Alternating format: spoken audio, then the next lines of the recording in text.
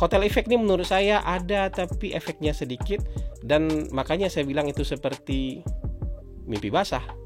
Rasanya ada, tapi nggak real.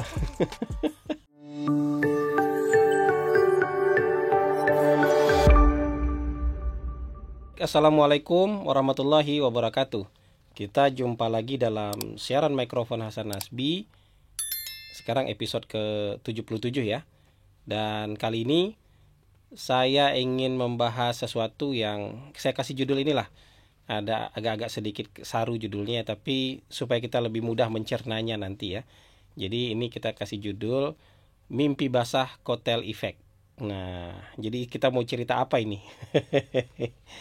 Jadi saudara-saudara, beberapa minggu terakhir itu saya mengamati itu teman-teman yang terlihat mensupport Ganjar sudah melancarkan jurus pamungkas ya. Jurus pamungkas ini sudah keluar. Jadi ini sepertinya jurus terakhir lah ya yang bisa dikeluarkan untuk mensupport Ganjar supaya dapat tiket dari partai PDIP atau partai non PDIP. Jadi ada yang menyampaikan dalam rilis, dalam video bahwa kalau Ganjar tidak dicalonkan oleh PDIP, maka PDIP akan kehilangan suara pendukung Ganjar. Ya. Jadi akan kehilangan suara pendukung Ganjar. Jadi suaranya bakal disalip oleh partai lain nih. Gitu. Ada juga yang menyatakan bahwa kalau Partai Golkar misalnya mengusung Ganjar, maka dia akan mendapatkan tambahan suara dari Ganjar. Ya. Dia akan naik suaranya secara signifikan. Jadi kira-kira jurus ini namanya jurus insentif dan hukuman. Jadi kalau partai yang mau mengusung Ganjar, maka dia akan mendapatkan insentif tambahan dari para pendukung Ganjar, ya.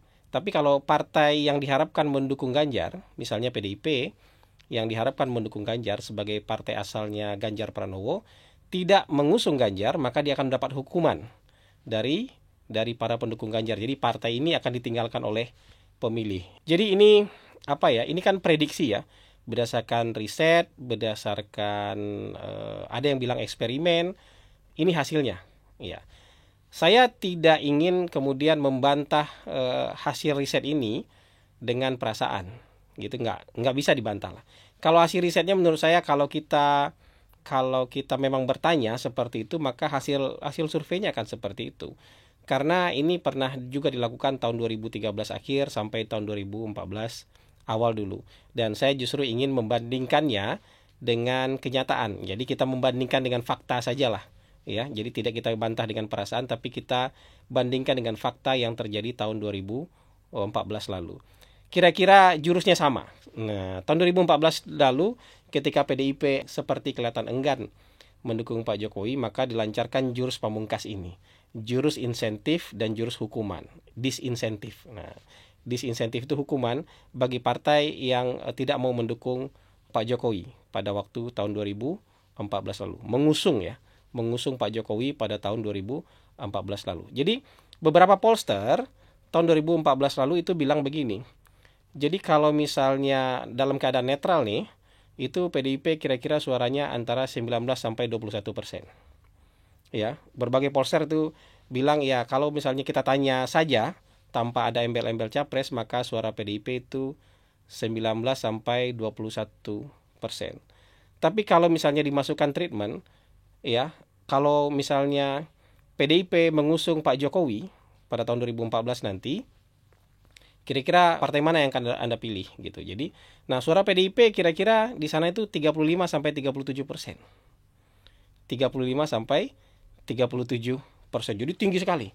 Jadi dapat insentif nih PDIP. Kalau mengusung Pak Jokowi, maka berdasarkan survei, berdasarkan riset, maka suara Pak Jokowi itu antara 35 sampai 37%. Insentifnya besar sekali. Dibandingkan 21% tadi, menjadi 37% itu insentifnya besar sekali. Tapi kalau PDIP tidak mengusung Pak Jokowi, ya, maka suara PDIP itu kisarannya antara 14 sampai 19%. Menurut berbagai pollster, ya. Jadi ada hukuman lah. Jadi kalau misalnya tidak mengusung Pak Jokowi, maka PDIP dapat hukuman, ditinggalkan oleh pemilih Pak Jokowi, maka angkanya paling rendah untuk 14%, paling tinggi 19%. Lalu bagaimana hasilnya? Bagaimana pada kenyataannya ketika dilaksanakan tahun 2014, hasilnya PDIP dapat 19%.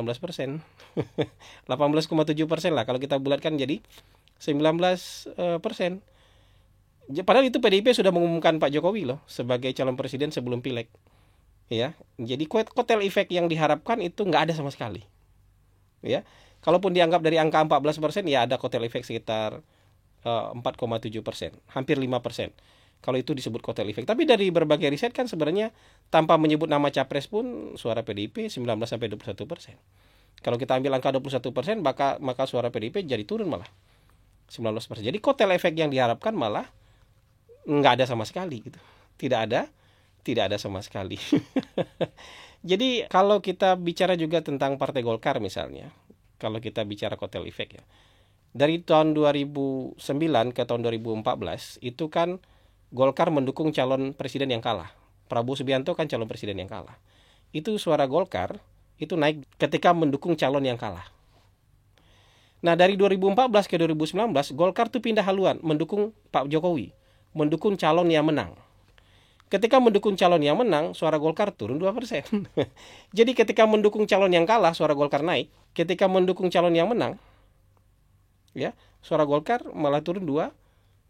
Jadi kita harus pertanyakan ini soal teori, soal keyakinan tentang kotel efek ini harus dievaluasi secara menyeluruh, terutama dalam konteks pileg ya, dalam konteks pemilihan legislatif. Maksud saya begini. Saya tidak menafikan adanya kotel efek, tapi tidak sedahsyat dan tidak sebesar yang digembar-gemborkan. Tadi fakta sudah kejadian. Pak Jokowi itu kan jauh lebih hebat daripada Ganjar. Terus terang aja. Objektif aja. Pak Jokowi tahun 2014 tuh jauh lebih hebat daripada Ganjar. Tapi ketika ada partai yang mengumumkan mendukung Pak Jokowi, nggak dapat tuh kotel efeknya 19% aja. Bahkan ketika dari 2014 ke 2019 PDIP kembali itu mengusung Pak Jokowi yang sudah lebih kuat lagi, itu suaranya tetap sama, paling nambah nggak nyampe 1%, tetap di angka 19%, 19% lah, 19,5%. Jadi nggak nambah signifikan itu. Bahkan bagi partai lain seperti Partai Golkar itu malah turun suaranya, ya, malah turun suaranya. Jadi ini yang perlu kita pahami, konteks pemilihan legislatif itu bisa kita katakan terpisah dengan konteks pemilihan presiden. Ya. Jadi kalau dalam konteks pemilihan legislatif itu mungkin ada pengaruh siapa presiden yang didukung, tapi tidak besar. Bahkan Gerindra sekalipun ketika Prabowo lagi kuat-kuatnya gitu ya, itu dari tahun 2014 ke tahun 2019 cuma nambah 1%. Ya, hanya nambah 1%. Padahal Pak Prabowo identik sekali dengan Gerindra. Suara Pak Prabowo 45% loh. Ya, tapi yang dapat oleh Gerindra hanya 12, sekian persen. Gitu. Jadi dari 11% naik jadi 12, sekian persen. Jadi pileg ini konteksnya tidak ditentukan oleh capres. Percaya sama saya. Fakta sudah membuktikan itu. Bahkan yang misalnya dalam simulasi, saya tidak menyalahkan simulasi itu. Kalau orang ditanya begitu saja, ya, kalau orang ditanya begitu saja, partai mana yang Anda pilih, ya, jawabannya akan seperti itu.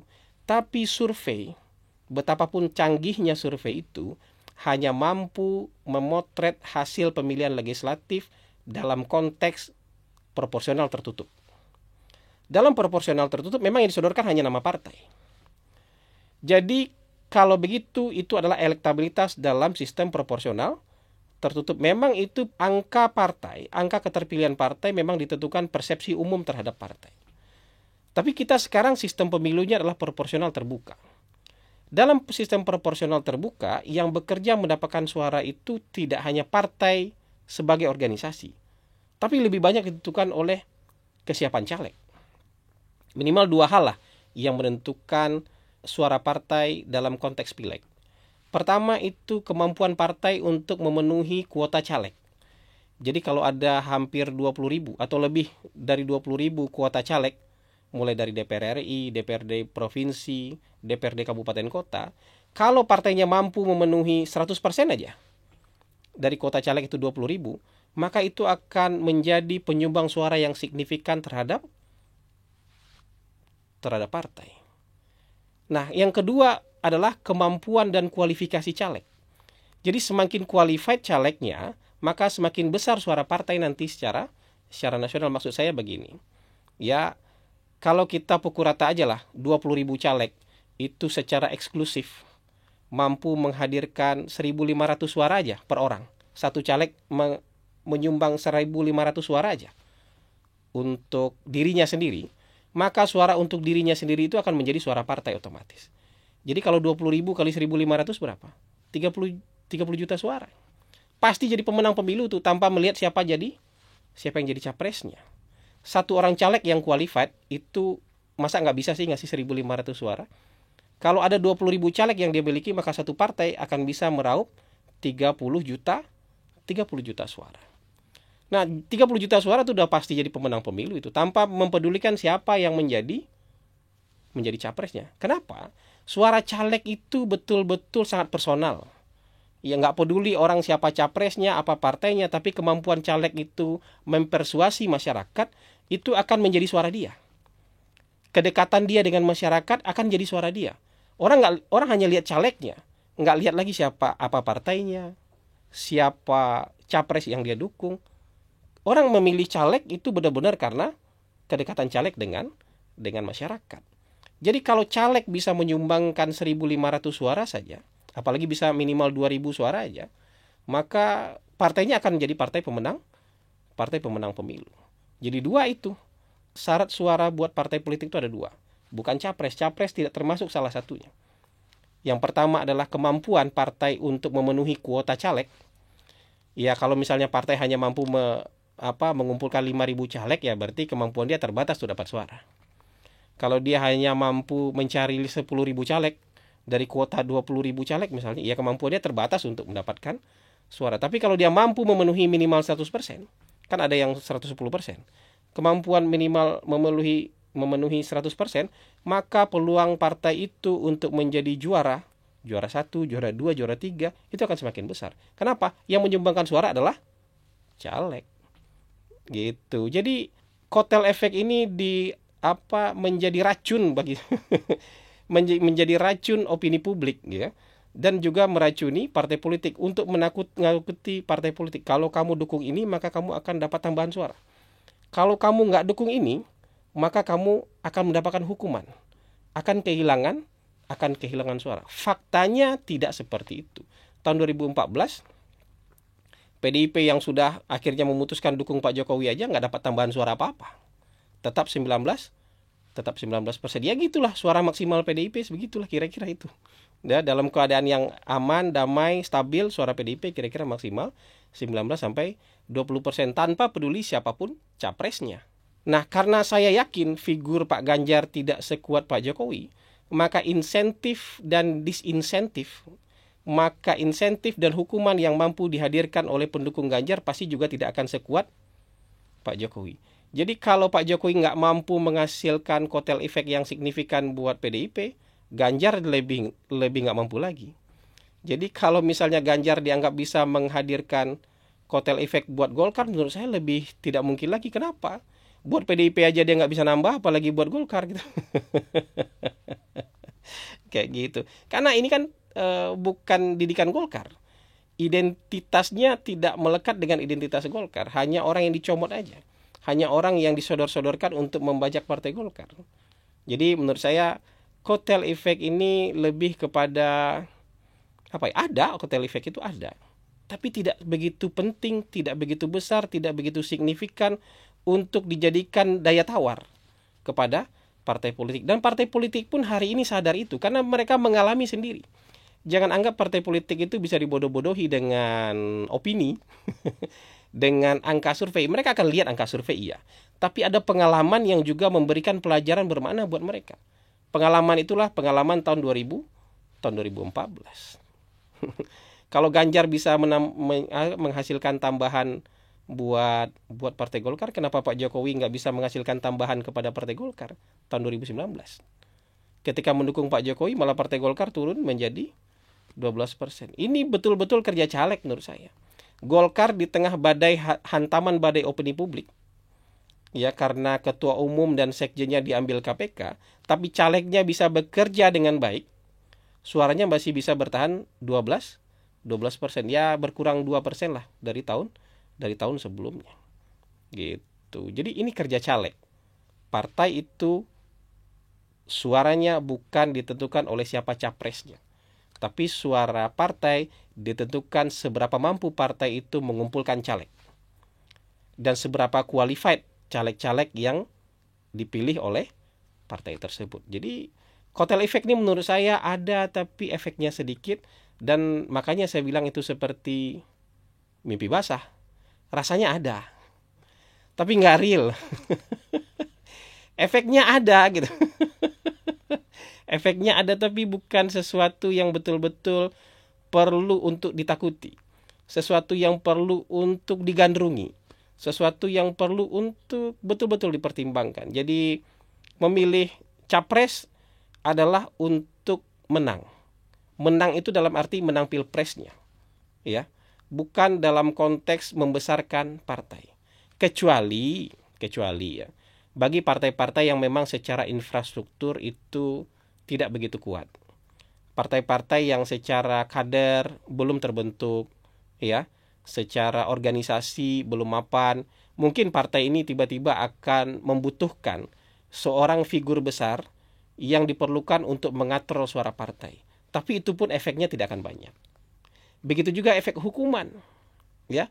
Efek hukumannya juga tidak akan banyak. Jadi yang kita perhatikan akhir-akhir ini itu menurut saya sudah jurus terakhir, ya.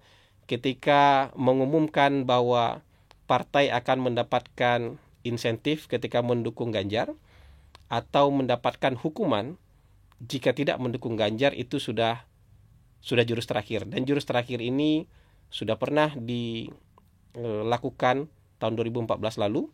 Waktu itu partai terpengaruh. Tapi kali ini belum tentu partai terpengaruh. Karena apa? Mereka sudah belajar dari pengalaman, ya. Mereka sudah punya fakta, sudah punya kejadian yang bisa menjadi guru yang nyata.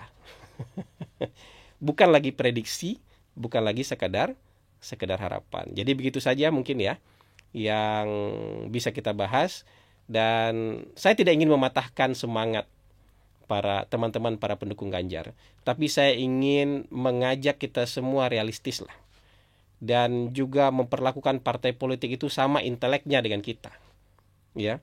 Jadi kalau kita mampu membayangkan ini, maka partai politik juga mampu membayangkan hal yang sama.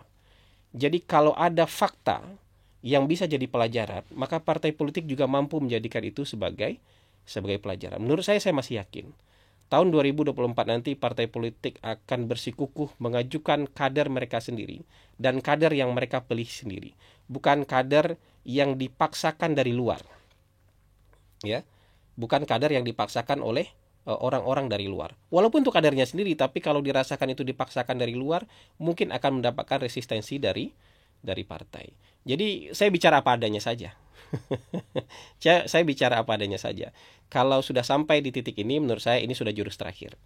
Jurus terakhir itu memberikan sebuah harapan, tapi harapan itu berdasarkan pengalaman dari partai politik, bukan sesuatu yang nyata, tapi melainkan seperti mimpi basah aja.